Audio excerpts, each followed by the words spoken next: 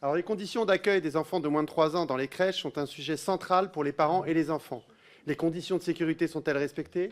L'alimentation est-elle saine? Le personnel est-il bien formé? Voilà les questions que se posent les familles.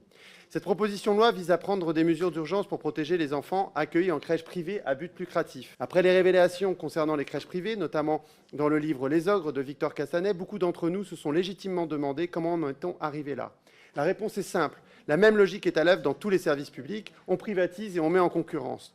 L'accueil de la petite enfance devient un commerce comme les autres. Tout a commencé dans les années 2000.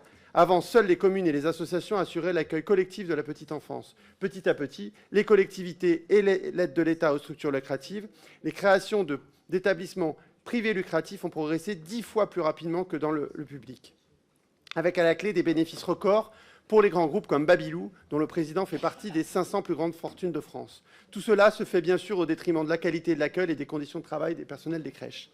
Alors, pour réduire les coûts, faire du profit et gagner des parts de marché, les structures lucratives se sont lancées vraiment dans du low cost, réduction de personnel, du personnel moins formé et payé moins cher. Alors voilà comment on en arrive à des situations donc dramatiques où les enfants sont victimes de maltraitance physique et psychologique. On ne doit pas faire de profit sur un public vulnérable, chers collègues. C'est vrai pour les jeunes enfants comme c'est vrai pour les personnes âgées. Moins d'un enfant sur 5 bénéficie d'une place et faute de solution, plus de 150 000 parents, surtout des mères, arrêtent de travailler.